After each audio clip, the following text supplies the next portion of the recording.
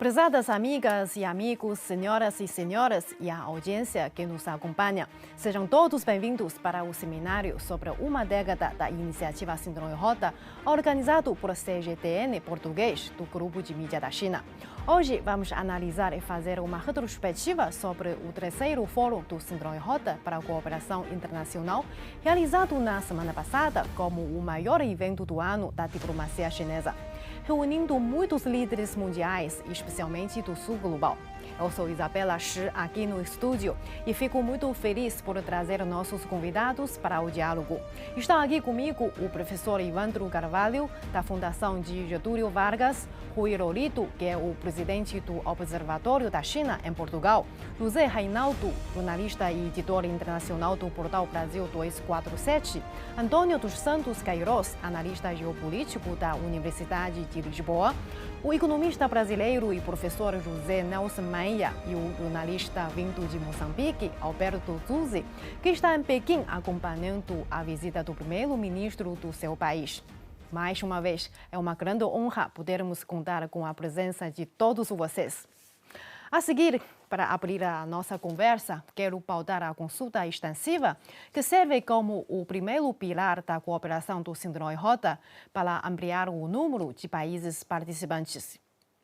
E então, a primeira pergunta ao professor Ivandro. Foi muito bom vê-lo nos eventos vinculados ao Fórum do Síndrome Rota. Aqui, conforme o boletim apresentado pelo chanceler chinês, cerca de 10 mil pessoas de 151 países e 41 organizações participaram do fórum. Então, o professor podia compartilhar conosco sua impressão sobre as atividades. E, além disso, você trouxe uma obra especial, que é uma coleção de artigos sobre Síndrome Rota nas percepções do Brasil. Quais aspectos o livro aborda sobre a iniciativa chinesa? Por favor. Isabel, boa noite, aqui direto de Pequim, né? É uma grande alegria poder fazer parte desse encontro ao lado de nomes tão relevantes, estudiosos sobre China, alguns antigos amigos, outros novos. E, enfim, né, indo direto para a sua pergunta, de fato, tive a oportunidade de estar aqui presente, né, durante o terceiro Fórum da Iniciativa Cinturão e Rota para a Cooperação Internacional e sair com uma impressão bastante positiva, né, porque o primeiro encontro foi em 2017, o segundo em 2019, tivemos o período da pandemia, então praticamente 4 anos depois. A iniciativa Cinturão e Rota, no terceiro encontro, é realizado para celebrar os seus 10 anos, após um período de pandemia, num contexto internacional extremamente complexo, né? Essa competição cada vez mais acirrada, né? Estabelecida pelos Estados Unidos para impedir, vamos dizer assim, o crescimento chinês, e toda a campanha dos países envolvidos do Ocidente contra a iniciativa Cinturão e Rota, né, uma certa má vontade, e ainda assim a gente vê, né, a iniciativa e ter vindo para cá, a gente vê como vários países participantes se beneficiaram de diversos projetos de infraestrutura da iniciativa. Eu vi relatos de vários ex-presidentes de países participantes mencionando, né, o impacto de vários projetos de infraestrutura nos seus respectivos países. E, obviamente, o anúncio feito pelo presidente chinês, Xi Jinping, de continuidade dessa iniciativa, né, que isso pode ser objeto de discussão aqui entre nós, né? Então, isso foi muito importante. E você mencionou o livro, né, que nós publicamos no Brasil, né, até estou com ele aqui, A China e a Iniciativa Cinturão e Rota, Percepções do Brasil, um livro de 640 páginas, com mais de 20 artigos, organizados por mim, pelo Daniel Veras e o Pedro Steinhager, e foi muito interessante que é fruto de uma pesquisa, né, já concluindo aqui, de um projeto que a gente utilizou o nome bonitinho em inglês, Belt and Road in Brazil, só para usar o BR-IBR, né, que resultou em vários seminários, encontros, inclusive com professores latino-americanos, mas esse livro aqui é Percepções do Brasil, né? Recebemos propostas, mais de 30 propostas de artigos, selecionamos uns 22 artigos e este livro aqui foi publicado agora, recentemente, no contexto desses 10 anos. Acho que foi um único projeto, vamos dizer assim, mais consistente, de longo prazo, que foi desenvolvido no Brasil, com foco na iniciativa Cinturão e Rota. Muito obrigada pela observação do professor Ivandro. Dizemos que Cinturão e Rota é uma iniciativa que almeja impulsionar a conectividade por meio da infraestrutura e do comércio, com base na experiência chinesa de desenvolvimento. Mas agora o núcleo do projeto ainda não está bem divulgado no Brasil. Acredito que esse livro da FGV oferece uma boa janela para a gente. E aí, querido Suzy, você está aí? Bem-vindo de volta à China. E você é muito privilegiado por ter testemunhado pessoalmente a cerimônia de abertura do terceiro Fórum do Cinturão e Rota. Nos conta como é presenciar o grande encontro de mais de 25 líderes de Estado e chefes do governo do Grande Salão do Povo, e alguma declaração te impressionou? Qual foi a repercussão entre os jornalistas dos países africanos sobre o evento? Agora, Suzy, palavras para você. Boa noite, os painelistas. Boa noite à vasta audiência que nos acompanha em vários lugares, em vários cantos deste mundo. E só quero dizer que estou muito feliz por estar de volta a Beijing, Pequim. Essa é a minha segunda vez. Desta vez a convite da Associação Diplomática da China, para acompanhar também a presença do primeiro-ministro moçambicano, que cá está e muito bem representou o presidente da República de Moçambique, Filipe Jacinto Nunes. E para mim foi muito satisfatório, não é, acompanhar esta grande iniciativa do Fórum Cinturão e Rotas, que é uma grande iniciativa para o mundo.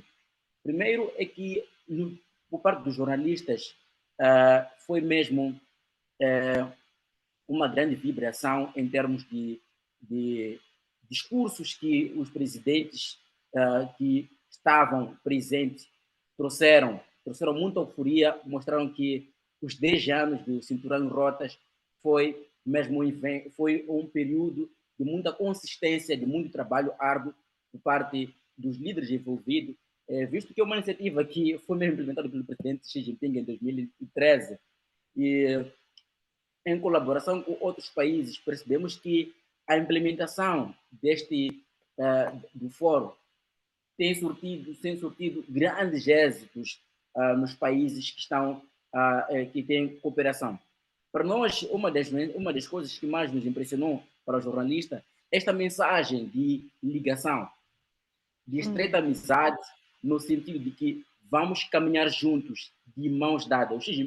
O presidente Xi Jinping realçou muito bem sobre isso, que nós não podemos caminhar sozinhos, temos que caminhar de mãos dadas para alcançar o sucesso, porque muitos preferem produzir para si só e não olhar para o lado. E quando isso acontece, facilmente as pessoas vão tropeçar. Então, quando estamos unidos, há êxito. É o resultado que nós podemos ver no balanço dos 10 anos do Fórum Cinturão e Rota. Estas são as primeiras declarações que posso trazer sobre o Fórum Cinturão e Rota. Que bom escutar a sua opinião. Como eu também estava no centro de mídia cobrindo o fórum, já falei com você, já conversei também com o professor Ivandro. Uma das coisas que eu apreciei muito foi mesmo essa oportunidade de conhecer gente de muitas regiões, da África, Oriente Médio e da Ásia Central até. E agora para o professor Rui Lorito, porque, na verdade, Portugal também assinou o acordo de participação no Cinturão e Rota em 2018. Foi um dos primeiros países da União Europeia que manifestaram apoio à iniciativa chinesa. E este ano, em julho, o senhor foi convidado para vir à China e participar de um seminário internacional. Eu acredito que você deve ter sentido de perto essa dinâmica de intercâmbio entre pessoas no âmbito do Cinturão e Rota. Por isso, você pode compartilhar algumas impressões pessoais sobre como o princípio de consulta extensiva foi implementado para promover a construção do Cinturão e Rota.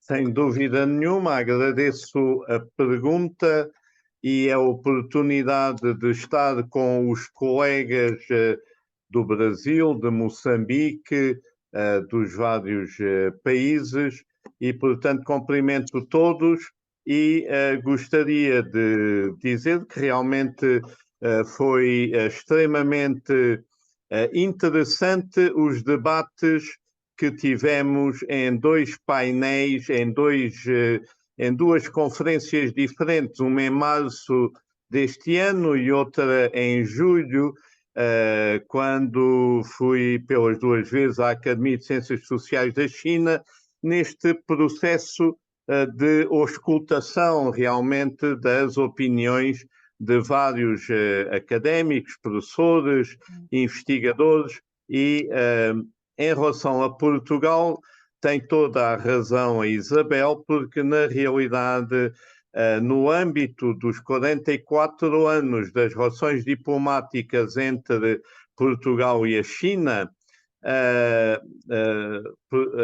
em 2018, o presidente Xi Jinping veio a Portugal e com o primeiro-ministro de Portugal, António Costa, assinaram 17 memorandos, entre os quais o compromisso de participação na nova Rota da Seda. E Portugal orgulha-se muito de ser pioneiro na divulgação da China à Europa desde o século XVI, inclusivamente o gosto pela civilização chinesa deu origem na França e na Europa à chinoiserie, que teve repercussões também no Brasil e nos outros países da língua portuguesa. Aliás, todos os países da língua portuguesa fazem parte, integram a iniciativa chinesa Uma Faixa e uma Rota. Para Portugal, estes memorandos são de grande importância e, na nossa perspectiva de estudiosos da China, é preciso aprofundar os memorandos assinados e dar desenvolvimento concreto aos mesmos. Já existem vários projetos em desenvolvimento, nomeadamente na área científica, do espaço, dos oceanos, e, portanto, a União Europeia tem que também acompanhar este desenvolvimento. Aliás, Portugal foi um dos primeiros países, foi o primeiro país europeu a emitir obrigações do Tesouro em renminbi, os chamados Panda Bonds, não é?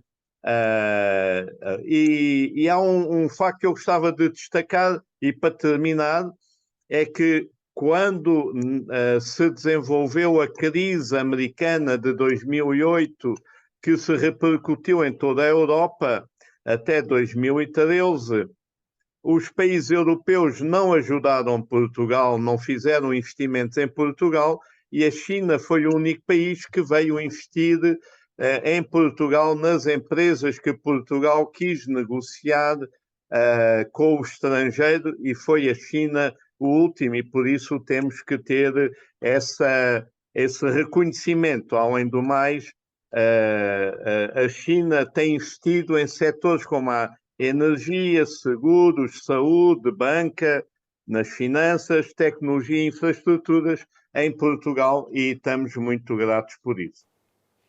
Muito obrigada por trazer essas informações que eu acredito que talvez pouca gente sabia antes. E por isso o que traz a segunda pauta, que é sobre a construção conjunta do Cinturão e Rota. Porque, afinal de contas, o que atraiu a participação de mais de 150 países foram as ações concretas. Então, caro José Reinaldo, você como jornalista tem acompanhado a cooperação Brasil-China, mesmo que o Brasil ainda não participe oficialmente da iniciativa Cinturão e Rota, muitos projetos no setor de infraestrutura com o investimento chinês no Brasil estão ligados à conectividade global. No discurso, o presidente chinês Xi Jinping fez um balanço significativo dos êxitos da cooperação dentro da iniciativa nos últimos 10 anos. Então, qual é a sua avaliação sobre os resultados e de que forma esses projetos podem ajudar a realizar um desenvolvimento comum de todo o mundo? Muito obrigado, Isabel, pelo convite a participar deste seminário dedicado a uma reflexão sobre uma década da iniciativa chinesa Um Cinturão, Uma Rota. Projeto e iniciativa lançados pelo presidente Xi Jinping e que tem obtido êxitos marcantes. Nós aqui, como um veículo de comunicação alternativa no Brasil, o Brasil 247, acompanhamos com vivo interesse a realização do terceiro Fórum Internacional sobre a cooperação no âmbito da iniciativa Um Cinturão, Uma Rota. E, com maior interesse ainda, aos pronunciamentos e o discurso central do presidente Xi Jinping, quando ele lançou ideias inovadoras, inclusive visando ao aperfeiçoamento ulterior desta iniciativa. E nós consideramos que tudo isso baseado no princípio, também lançado pelo presidente Xi, de construir uma comunidade de futuro compartilhado, tudo isso contribui muito para a conectividade entre as nações e os povos. Nós temos dado grande destaque no nosso noticiário a todos esses aspectos, porque consideramos que, em algum momento, o nosso país, que tem se beneficiado de grandes investimentos diretos chineses aqui, inclusive na área da infraestrutura, em algum momento o nosso país certamente se associará também a esta iniciativa do Cinturão e Rota. Consideramos, as notícias que chegam aqui são de que os resultados são palpáveis, os resultados desta iniciativa. Até junho de 2023, a China havia assinado mais de 200 acordos de cooperação no âmbito da iniciativa Cinturão e Rota, com mais de 150 países. Isto tem uma grande importância para a conectividade global e para o desenvolvimento nacional de todos os países que se associam a esta iniciativa. Em nível global, os 193 Estados-membros das Nações Unidas já concordaram em incorporar a BRI na resolução da ONU. Isso tem um grande significado para a prática do multilateralismo e para a construção da multipolaridade como um novo momento da convivência entre os povos e nações. E chegam-nos notícias também de que, em nível bilateral, a BRI teve sucesso na coordenação com uma ampla gama de estratégias e iniciativas. Foi estabelecida uma estrutura de cooperação internacional que constrói em conjunto o BRI, abrangendo vários níveis, formas e campos, alcançando resultados frutíferos. E aqui se trata de ressaltar isto: há resultados frutíferos. As parcerias em infraestrutura, comércio, energia e agricultura no âmbito da plataforma da iniciativa Cinturão e Rota representa uma oportunidade significativa para o desenvolvimento e interconexão globais. Posso concluir dizendo que, ao longo desta década, a cooperação da BRI proporcionou benefícios reais aos países participantes, contribuiu para o desenvolvimento saudável do novo tipo de globalização econômica e ajudou a desenvolver e resolver desafios globais de desenvolvimento, assim como para aprimorar o sistema de governança global. Na nossa opinião, este aprimoramento da governança global é um contributo importante para a paz mundial e o desenvolvimento compartilhado. Muitíssimo obrigado e muitas saudações à equipe da CGTN em português e do Centro de Mídia, do Grupo de Mídia da China. Obrigado. Nós agradecemos. Apesar desses avanços muito notáveis promovidos pela China, dizemos que agora o mundo ainda está vivendo com muitas alterações profundas. Por isso, a seguir, vamos falar com o professor Antônio, porque agora no mundo ainda tem muitas turbulências e o aumento da desigualdade. Esses problemas fazem a gente duvidar sobre qual é o caminho para o futuro. No terceiro Fórum do Cinturão em Rota, o líder chinês tentou responder sobre esses desafios. E então, para o professor Antônio, na sua análise, as medidas e ações chinesas nos ajudam a enfrentar essas rápidas transformações mundiais? E nesse processo, qual deveria ser a postura da Europa para um trabalho conjunto? Em primeiro lugar, queria saudar os meus companheiros de debate e realçar a importância que hoje tem a luta ideológica, a luta de ideias para que os projetos políticos triunfem. Nós temos ainda um longo caminho a percorrer, porque todos os dias na Europa nós nos defrontamos com falsas notícias sobre a China ou a deturpação da realidade da China. Se nós não conseguirmos vencer a luta ideológica, nós não conseguiremos levar por diante as propostas políticas. Precisamos de mais livros como aquele que aqui foi anunciado, precisamos de mais informação e precisamos de desmontar todas as falsas notícias sobre a China. Eu recordo que ao fim de 7 anos o acordo de investimento entre a China e a Europa estava pronto a ser levado à prática. E que os dirigentes europeus saudaram, e os empresários europeus saudaram esse acordo como uma oportunidade única para retirar a economia mundial dos riscos que hoje corre de entrar em recessão.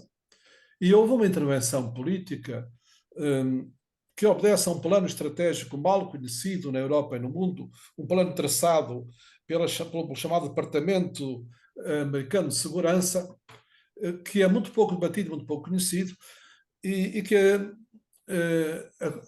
procura responsabilizar a China por todos os problemas que sofre hoje os Estados Unidos da América. A primeira vítima desse plano foi esse acordo. E o pretexto foi Xinjiang. E, portanto, aqui se demonstra que precisamos de travar um combate ideológico contra as falsas notícias para que este projeto vá para diante. Eu julgo que o sucesso deste projeto assentou até agora em 3 razões fundamentais que diferenciam da globalização, digamos, capitalista e financeira. Primeiro, os países tiveram o direito de escolher os seus grandes projetos. Segundo, tiveram acesso a crédito que é sustentável. E, em terceiro lugar, a China não procurou a hegemonia. Mas julgo que a Rota da Seda devia hoje fazer 2 inflexões fundamentais, que aliás eu acho que estão a ser feitas de alguma maneira pelas propostas que a China tem vindo a apresentar. Primeiro é o problema dos projetos da Rota da Seda poderem ter cada vez mais uma componente do desenvolvimento sustentável, daquilo que é a experiência histórica da China na construção do socialismo ecológico. O socialismo ecológico é um tema que devia passar para o centro da luta ideológica e também os projetos pilotos da ecocivilização. Em segundo lugar, eu quando digo em segundo lugar não é menos importante, as questões da paz. A verdade é que se os políticos europeus, sociais-democratas, liberais e conservadores estão debaixo da influência direta dos Estados Unidos, dos centros mais reacionários dos Estados Unidos, a verdade é que estão cada vez mais longe dos sentimentos das nações e dos povos e também dos empresários e também das associações empresariais. Em segundo lugar, as questões da paz, como eu disse, mas não é menos importante. A proposta de Xi Jinping, que a própria Rota da Seda materializa, de se procurar que haja a aplicação do princípio da integralidade da paz é uma questão fundamental. E, finalmente, a cultura, como o Rui Lourido aqui acrescentou. Porque, para a grande massa do povo, estes temas ainda são temas um pouco fora da sua consciência, mas o conhecimento da cultura chinesa, a difusão da cultura chinesa, que também faz parte das propostas agregadas à Rota da Seda, é fundamental para conquistar o coração das pessoas simples. Nossa, seu discurso é impressionante. Eu fico muito feliz por ter escutado sua opinião. É muito importante. De fato, como você bem colocou, essa antiga Rota da Seda era um caminho que ligava a China e a Europa. E agora 26 países europeus já assinaram acordos de cooperação com a China no âmbito do Cinturão em Rota. Esperamos que no futuro, para a próxima década, essas parcerias se consolidem cada dia mais. E agora para o professor Maia, você tem feito pesquisas muito detalhadas sobre a China, por isso eu gostaria que você tirasse algumas dúvidas. Quando se refere às construções que o país promove em outros países em desenvolvimento, especialmente na África e na América Latina, ouvimos vozes que acusam a China de causar impactos para o nível de endividamento e corrupção. Esses fatos são verdades? Se não, como funcionou o financiamento do Cinturão em Roda? E esta vez, a China anunciou que estabelecerá o sistema da avaliação de integridade e conformidade para empresas envolvidas na cooperação Cinturão em Roda. O objetivo é combater a corrupção. Então, qual é a importância desse sistema para o andamento das futuras ações? Bom dia, Isabel. Bom dia, prezados colegas, minhas senhoras e meus senhores. Antes de mais nada, queria agradecer à CGTN pelo honroso convite de participar deste evento. E, sendo bem objetivo, eu diria que a iniciativa Cinturão em Rota, né, a nova Rota da Seda, foi anunciada pelo presidente Xi Jinping em 2013, é, na verdade, o maior programa de ajuda econômica da história, muito mais abrangente e de mais recursos do que o próprio Plano Marshall, que foi voltado para a reconstrução da Europa na Segunda Guerra Mundial. E com essa cooperação da nova Rota da Seda em pleno andamento, a China oferece atualmente uma alternativa mais atrativa aos esquemas tradicionais de financiamento, sobretudo para os países do sul global, o que tem representado uma ajuda ao desenvolvimento muito mais efetiva e adequada às necessidades desses países. Agora, muitos analistas ocidentais veem isso como uma certa ameaça e criam, por vezes, uma narrativa negativa para dissuadir os países em desenvolvimento de se envolverem com a China. É, como foi dito aqui, realmente uma luta ideológica.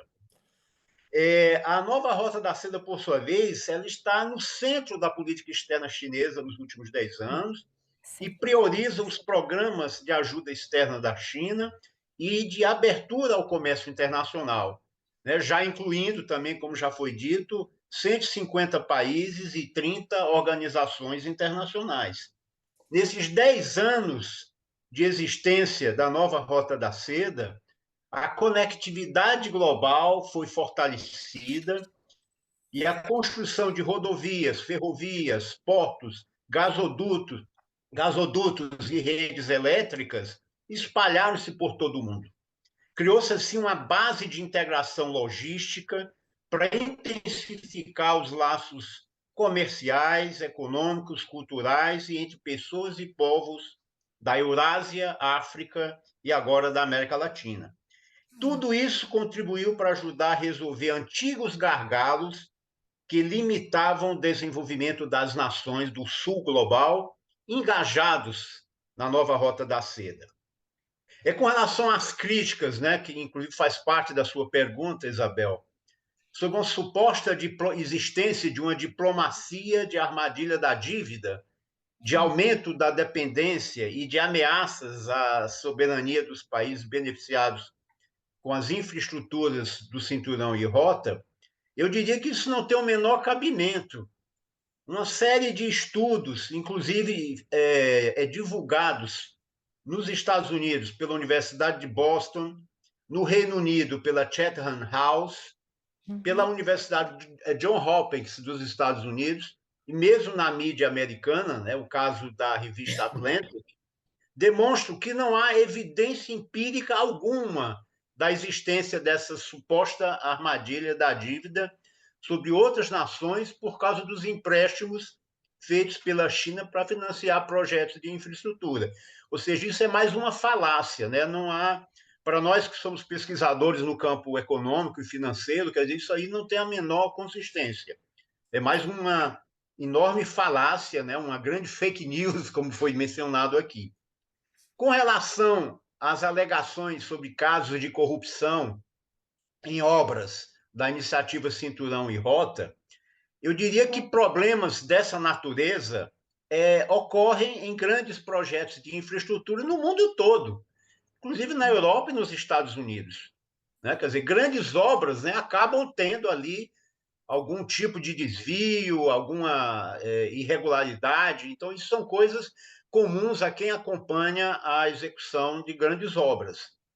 Agora, essas questões devem ser tratadas e resolvidas pela adoção de regras mais rígidas de supervisão e monitoramento na execução de obras por parte das autoridades responsáveis nos países onde as obras se realizam. E para concluir, eu diria que a recém-anunciada criação pelo governo da China de um sistema de avaliação de integridade e conformidade para empresas envolvidas na iniciativa Cinturão e Rota, certamente é o caminho adequado para evitar ou coibir eventuais desvios de recursos que possam vir a ocorrer por agentes públicos e privados nos países contemplados por projetos de infraestrutura. Trata-se, na minha opinião, portanto, de uma questão de aperfeiçoamento da gestão e acompanhamento na implementação de obras e não um problema provocado intrinsecamente pela iniciativa Cinturão e Rota. Boa abordagem, muito obrigada, professora Maia. A seguir, uma pergunta para a Zuzi, porque já falamos sobre as práticas de construção das infraestruturas. Eu acho que a Zuzi tem alguma coisa para compartilhar, porque vimos que Moçambique é um dos países mais beneficiados pela cooperação Cinturão e Rota, com várias infraestruturas erguidas no país ao longo dos últimos 10 anos. Um dos exemplos é a Ponte Maputo-Catembe e o Centro Cultural Moçambique-China. E Zuzi chegou a fazer a cobertura da inauguração dessas construções, presenciadas pelo presidente moçambicano Filipe Nyusi.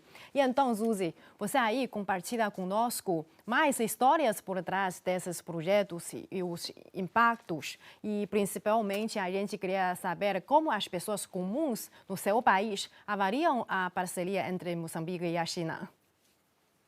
No âmbito da construção, muitas infraestruturas foram erguidas no âmbito de Cinturão e Rotas, como bem disse a Isabel.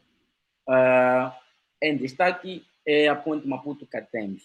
A Ponte Maputo-Catembe foi inaugurada em 2018 pelo presidente da República. Coincidentemente, foi inaugurado no dia da independência, 25 de junho. E também entregue ao público no dia em que a cidade de Maputo celebrava mais um ano da sua fundação.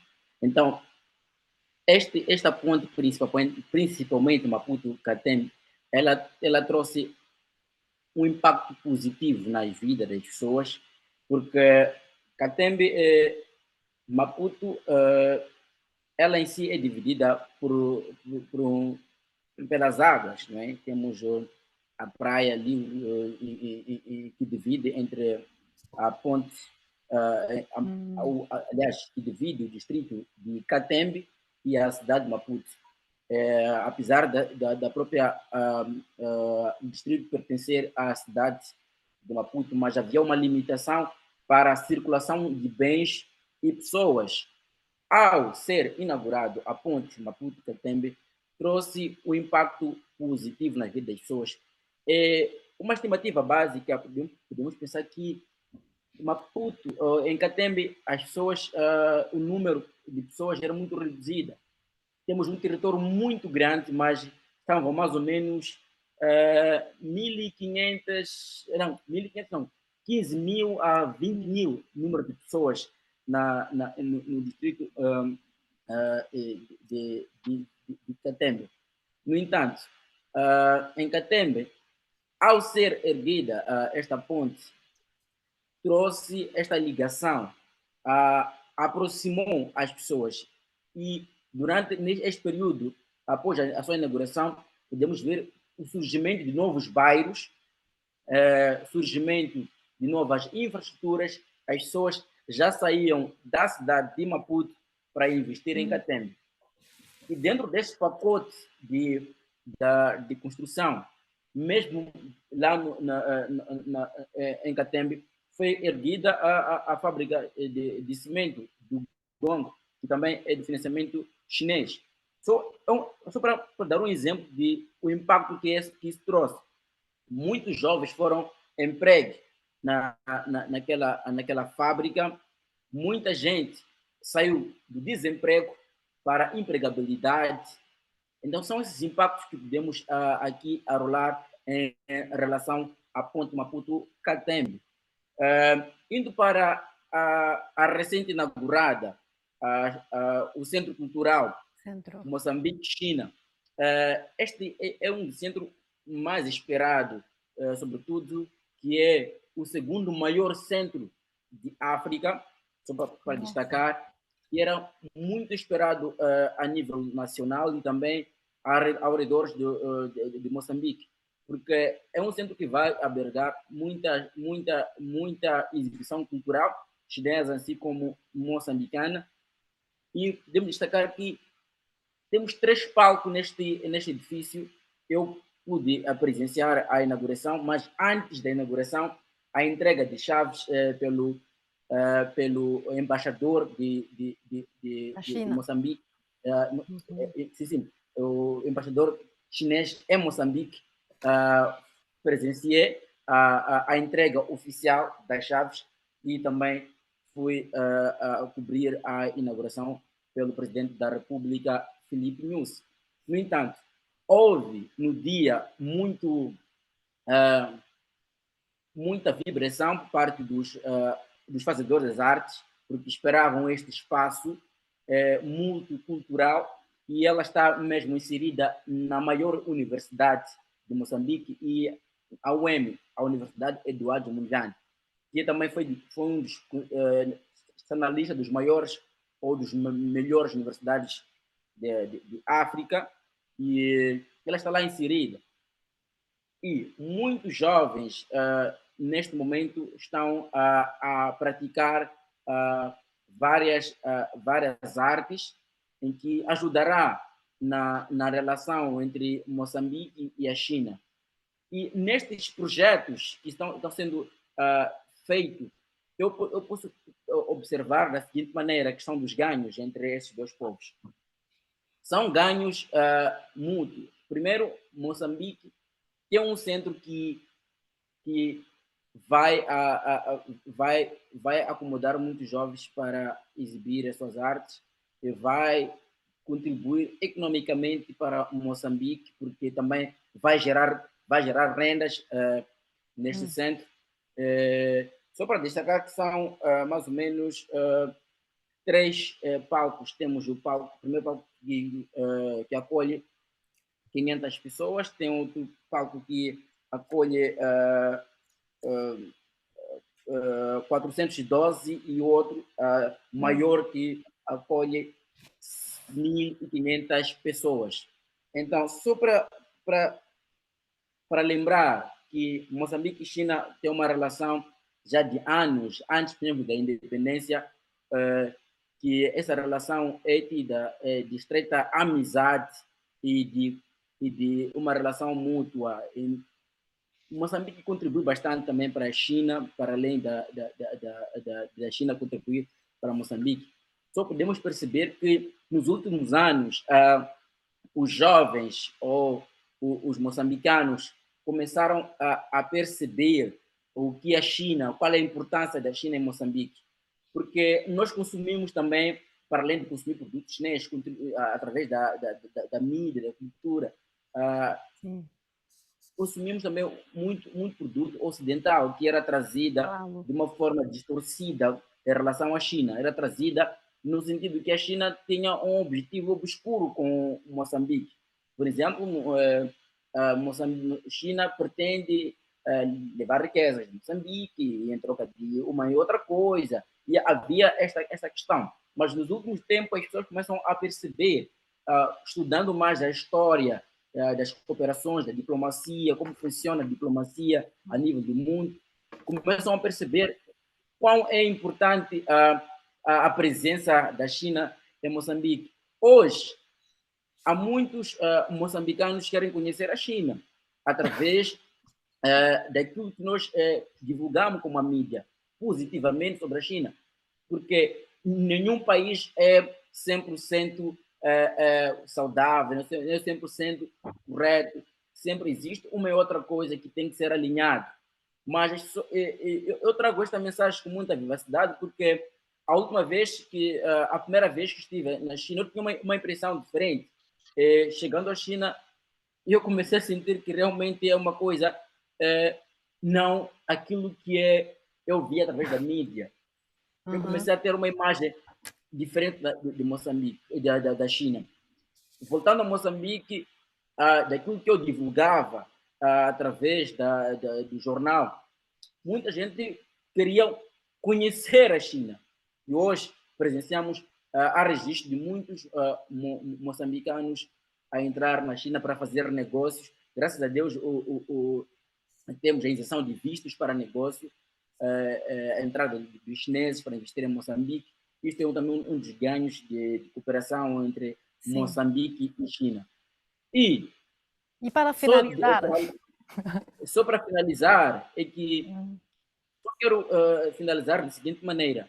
É importante nós continuarmos firmes na amizade, firmes no sentido de apoio mútuo, porque Moçambique é um país em via de desenvolvimento que está a alcançar passos galopantes positivos para o alcance do desenvolvimento, e tendo a China como parceiro, acho que o desenvolvimento poderá acelerar ainda mais.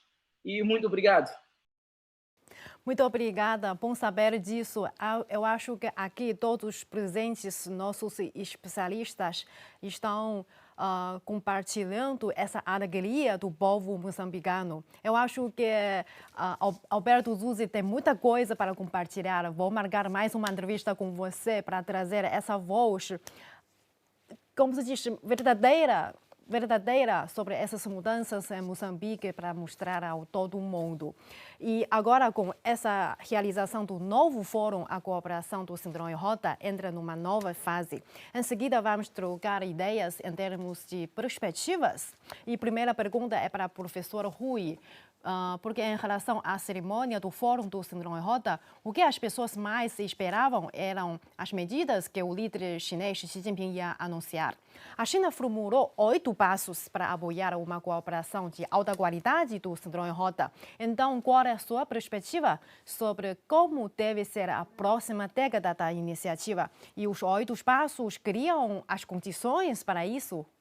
Sim, as propostas de Xi Jinping neste terceiro grande fórum da nova Rota da Seda permitem, na realidade, através desta fase de modernização da China, reafirmar coisas que são fundamentais. Uma delas, o papel estabilizador na promoção da paz, da segurança mundial, no desenvolvimento económico e no relacionamento pacífico da China com todas as nações. É preciso termos isso em conta, porque os objetivos da nova Rota da Seda, One Belt, One Road, não é pura e simplesmente a criação de infraestruturas, nem exclusivamente económico.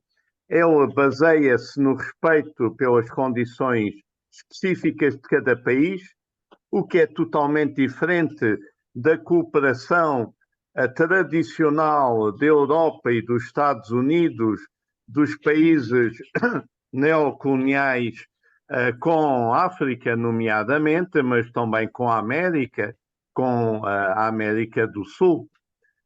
E esse desenvolvimento económico e social comum é fundamental ser feito com base no benefício comum, quer para quem investe, quer para quem recebe, e isso tem a ver com esta já famosa política do win-win e no respeito pela Carta das Nações Unidas, resultando assim uma oportunidade extraordinária para este progresso a nível mundial. A estratégia da nova Rota da Seda de Desenvolvimento Global abrange à volta de 60% dos países do mundo, quer na Ásia, Europa, África, Médio Oriente e Américas, tem esta potencialidade e é um projeto internacional com o maior investimento de toda a história da economia mundo, já aqui foi referido, não é? O objetivo principal do presidente Xi Jinping, além desta construção da paz, contribuir para a paz, é a construção de um mercado global unificado, a compreensão, a interconectividade, a confiança entre os povos, por via de intercâmbios também científicos e culturais, porque a economia sem a cultura não atinge fundo e não cria raízes e é fácil de ser atacado por quem não quer a concorrência da China. Esta coordenação rejeita o modelo centralizado do tipo das relações do Ocidente com os países em desenvolvimento, não é? E ao construirmos um mundo pacífico e autossustentável, ligando o Oriente ao Ocidente, é baseado na interdependência deste lucro comum que provoca o desenvolvimento dos povos. E como o próprio presidente Xi Jinping afirmou, todos os povos têm direito ao seu desenvolvimento sustentável. Construirmos um mundo autossustentável é, portanto, fundamental. E considerar a China como um parceiro e não como uma ameaça, este, por exemplo, é também um dos objetivos do Observatório da China. Com a informação correta e real sobre a nova Rota da Seda e sobre os vários projetos da China para o desenvolvimento global do mundo, nós podemos, na realidade, demonstrar que a China tem que ser encarada como um parceiro e como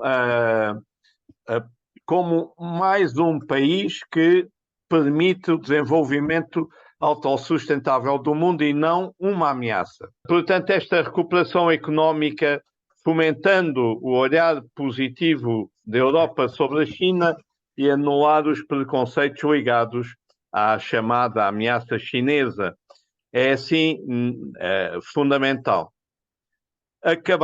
Terminava dizendo que, na minha opinião, o discurso de Xi Jinping e o recente livro branco chinês sobre uma comunidade global de futuro partilhado da humanidade, que apresentam a abertura com a modernização, as novas propostas de iniciativas globais da China, em especial a faixa e a rota que estamos aqui debatendo, como a promoção da cooperação para a harmonia necessária entre as nações para garantir esta prosperidade e um caminho para a paz mundial que está sendo, mais uma vez, atacada já em mais que um território. E, por isso, deixo aqui este alerta para que a paz é fundamental, que os países têm essa capacidade que obriguem a uma reflexão e a uma outra tomada de posição pela defesa dos direitos humanos e pela defesa da paz mundial. Obrigado. Muito obrigada. É muito interessante. Muitos vocês citam a ameaça que é usada para descrever a China nas mídias ocidentais. E eu acho que esse trabalho, não só também de trabalho dos jornalistas, das imprensas, mas também depende muito engajamento de especialistas acadêmicos como vocês para refutar esse boato. E a seguir vamos mudar um pouco o tema para o professor Ivandro. E quanto aos 8 passos, à beira do fórum, nós já discutimos que em outro momento a importância do apoio ao diálogo entre pessoas para rebater o mal-entendimento sobre a iniciativa chinesa nas mídias ocidentais. E outro ponto é a construção institucional. Porque esses dois passos são fundamentais para o Cinturão de Rota e para a próxima década. A nova Rota da Seda pode chegar fisicamente à América Latina, especialmente ao Brasil? Bom, vamos lá, são perguntas muito boas, né? Espero que a minha conexão esteja boa aqui. De vez em quando ela está falhando, mas enfim, vamos torcer para que nesse momento que eu esteja falando esteja boa.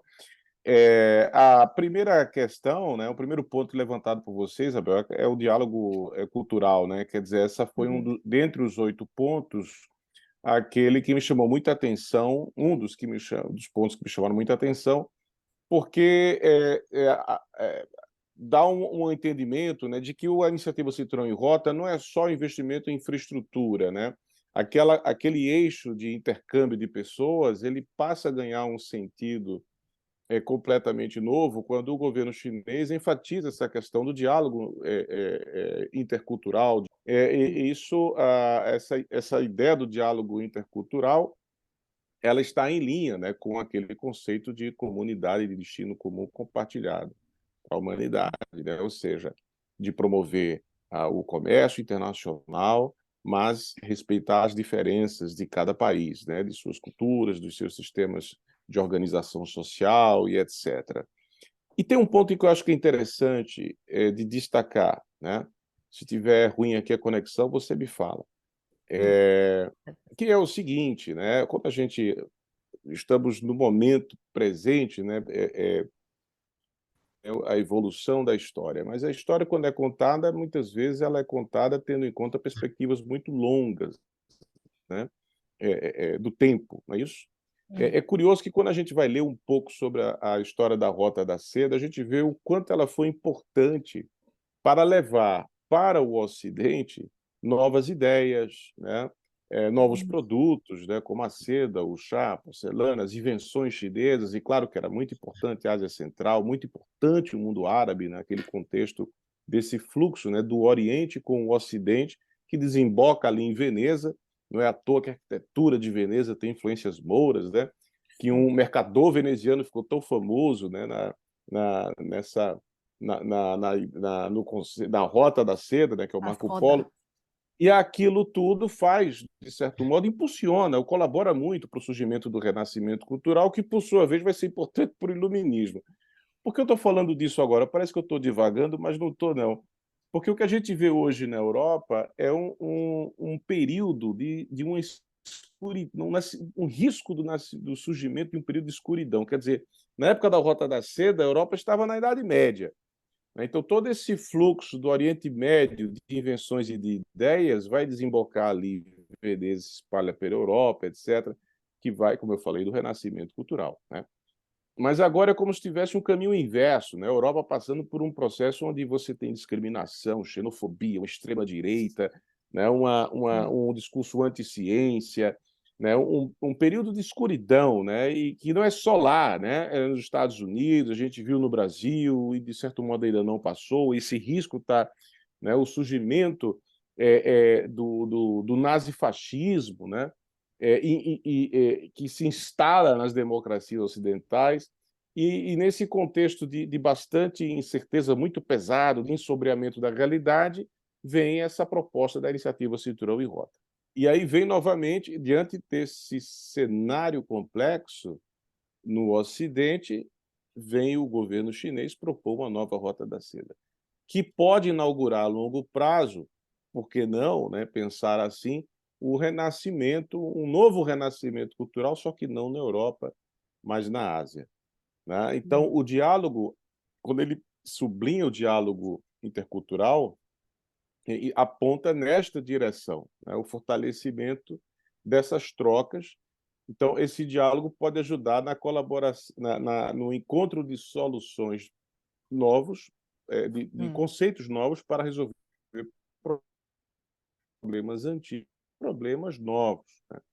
Bom, esse é um primeiro ponto. O segundo de 3, né, que você mencionou, é a institucionalização de uma espécie de uma secretaria para a iniciativa do cinturão e rota. Isso é muito fabuloso, né? Porque uma das críticas que se coloca é exatamente a falta de compreensão do conjunto das iniciativas que são desenvolvidas no projeto da iniciativa Cinturão e Rota.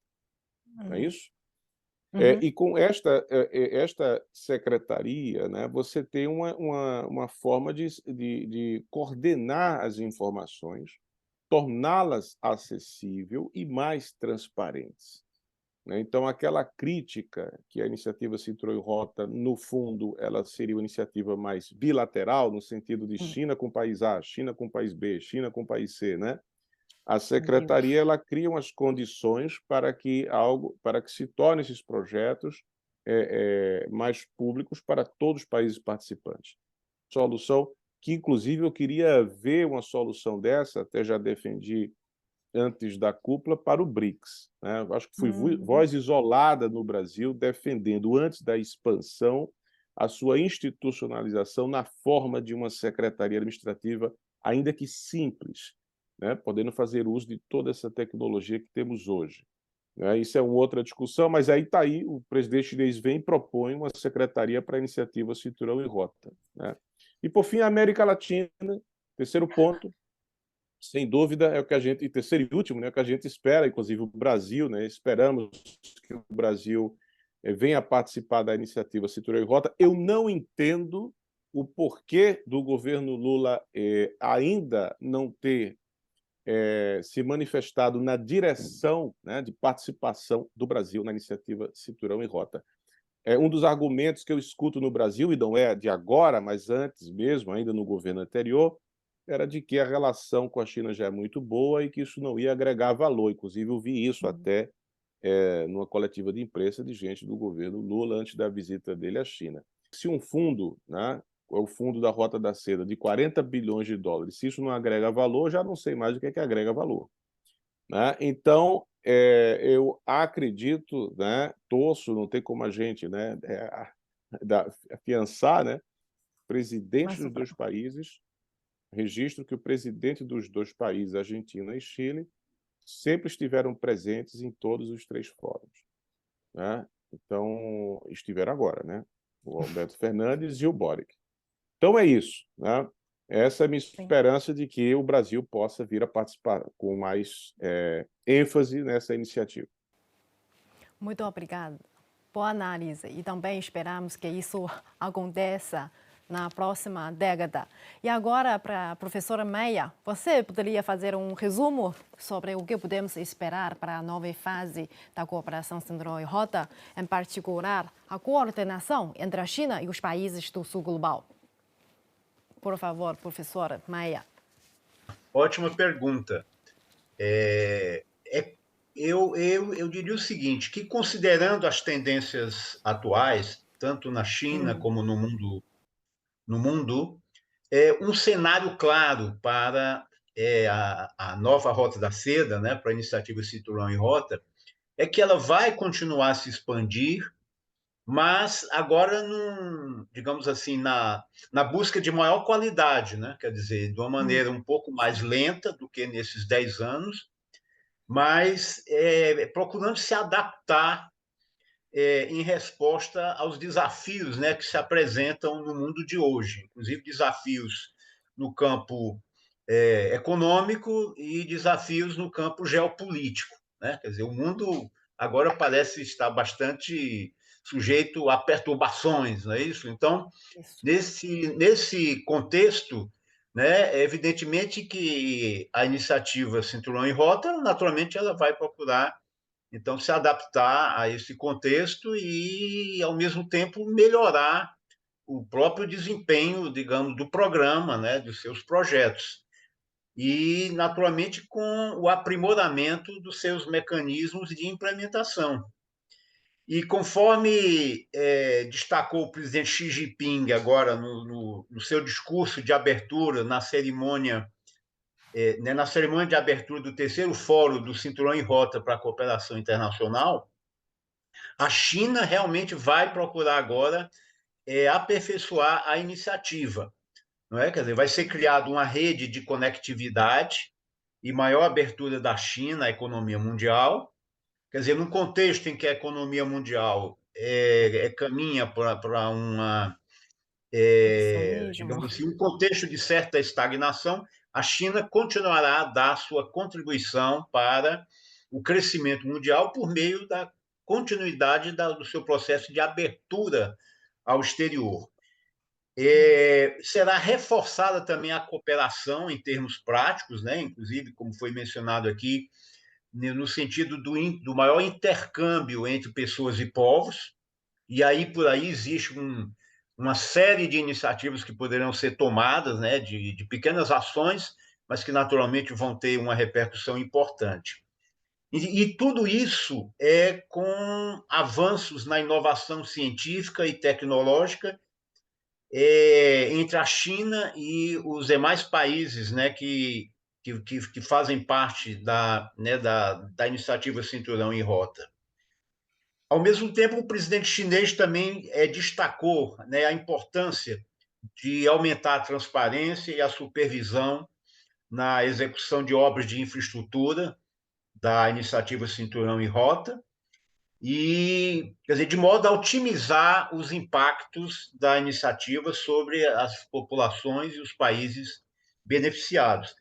Por fim, a China vai trabalhar com os países parceiros, né, para fortalecer a construção de plataformas de cooperação que incluam campos como energia, tributação, finanças, desenvolvimento verde, que foi uma questão também aqui bastante destacada, a redução ou a prevenção de desastres naturais, né, em função das mudanças climáticas, combate à corrupção, criação de think tanks, né, grupos de reflexão, meios de comunicação, cultura e outros campos, né, porque a iniciativa Cinturão em Rota não é só um grande programa mundial de infraestrutura, né? Mas inclui, naturalmente, uma série de outros elementos que são importantes para o processo de desenvolvimento das nações e de geração de um clima de paz mundial. De modo que tudo isso indica que, já para concluir, que a iniciativa Cinturão e Rota ela vai continuar a avançar e contribuir positivamente para o financiamento compartilhado na construção de infraestruturas de qualidade que são tão necessárias ao desenvolvimento dos países, em especial dos países do sul global. Enfim, eu acho que esse será o quadro, pelo menos para os próximos 10 anos, né, da iniciativa. Quer dizer, continuar a crescer de forma mais lenta, mas com muito mais qualidade e abrangência nos seus projetos. Sim, uma ótima conclusão do professor Maia para encerrar nossa conversa muito construtiva de hoje. Como já mencionamos várias vezes ao longo do seminário, o nosso mundo está passando por mudanças profundas. O que a gente não quer ver mais é conflitos e obstáculos de comunicação. Felizmente, acredito que essas palavras do presidente chinês Xi Jinping conseguem trazer uma forte mensagem de ênfase no desenvolvimento comum por meio da cooperação. Muito obrigada a todos que contribuíram para esse diálogo e fica hoje por aqui nosso seminário. Uma ótima noite para todos. Muito obrigada.